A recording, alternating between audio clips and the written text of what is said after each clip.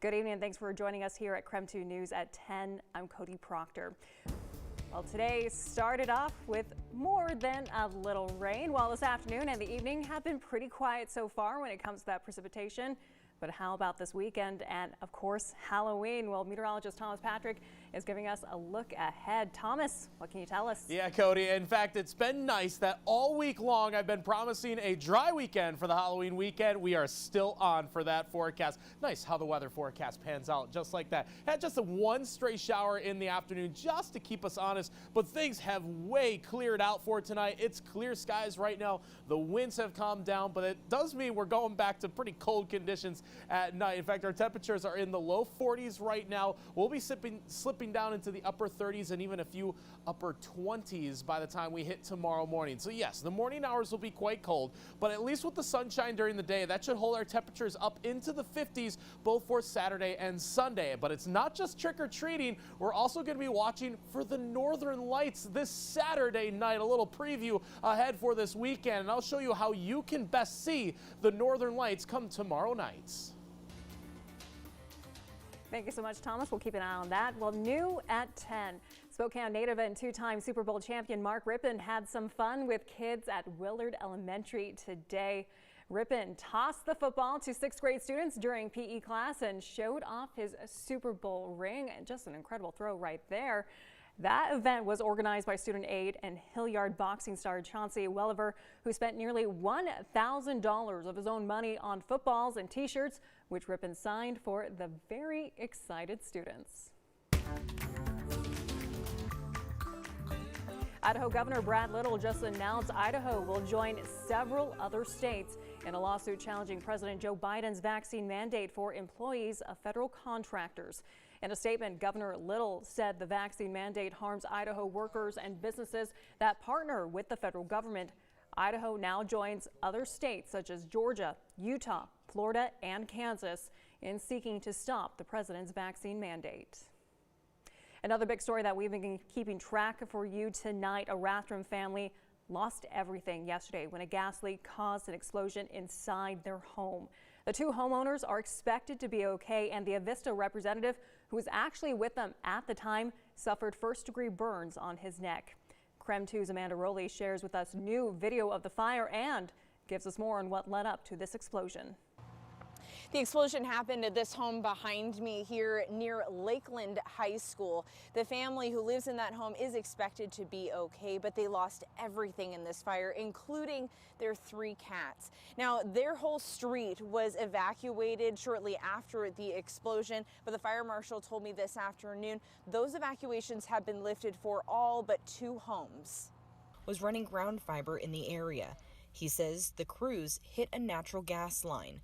Fire crews and Avista responded and remained on the scene until Avista gave the all clear. The homeowners went back inside with an Avista representative. Then, an hour and a half later, the house exploded. Witnesses say they could feel the impact. The fire marshal described the scene as extraordinary and unlike any call he's ever been on. It was, a big event for small Rathdrum, Idaho. I've been in the fire service since 1996, and I've responded to multiple gas leaks over the years, but none that turned into the situation that we had yesterday. The Avista rep suffered first-degree burns on his neck. The husband suffered burns on his arm. His wife was stuck upstairs, but she escaped using an emergency escape ladder they had inside the home. Pretty amazing that they were able to come out with, and only sustained minor injuries. It definitely could have been much worse with the situation we had. Now, if you would like to help the Lee family, you can donate to the benefit account created in their name at any STCU branch. For more information on that, text us the word HELP to 509-448-2000 and we'll send a link straight to your phone. Reporting in Rathdrum, Amanda Rowley, KREM 2 News. Amanda, thank you so much. And that video right there, just incredible to see. Well, moving on now, a new airline will start flying out of the Spokane airport starting in December. The Reno-based airline called AHA announced today its nonstop service between Reno and Spokane. Beginning December 15th, there will be flights 3 times a week. Spokane becomes the 9th city served with nonstop flights to this destination. Well, if you're looking for something to do this weekend leading right on up to Halloween, you're in luck. There's plenty happening out there. Here are just a few events happening leading up to the spooky holiday. There are a ton of trunk or treat events happening around town. Tomorrow, the American Indian Community Center is having a trunk or treat at the Ruby River Hotel starting at 11. The Spokane Valley Police Department and Airway Heights Recreation Center will host similar ones this Sunday. But that, of course, is not all. Waters, Fruit Ranch, Spark Central, and Redeemer Lutheran Church will be having a trick-or-treat event this Sunday. And the holiday, of course, isn't just for the kids. Affinity at South Hill will be holding a Halloween happy hour. And if you like the full list and details of Halloween events happening around town, just be sure to text the word BOO to 509-448-2000, and we'll send that list right to your phone. Well, COVID-19, though, will still play an impact on Halloween this year, and health officials say it is safe for children to enjoy the holiday this weekend if simple COVID precautions are in place. Turns out it's as easy as kids wearing a mask as they go door-to-door trick-or-treating, washing their hands, and keeping groups of kids who want to celebrate together small. There's no way to predict the density of children who are going to come together, and there's no way to know which households they're approaching, whether or not those adults are vaccinated or unvaccinated.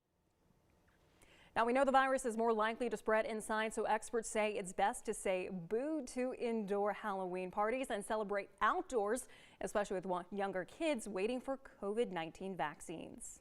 It is not safe to hold an indoor party with a large number of children unmasked. I think not offering food and drink indoors is critically important to keep any type of an indoor gathering safe. The American Academy of Pediatrics also reminds that costume masks are not a substitute for a face covering to prevent the spread of the coronavirus. Well, still ahead on KREM 2 News at 10, we spoke with a respiratory therapist at Kootenai Health and got their thoughts on helping patients with COVID-19. We'll be right back.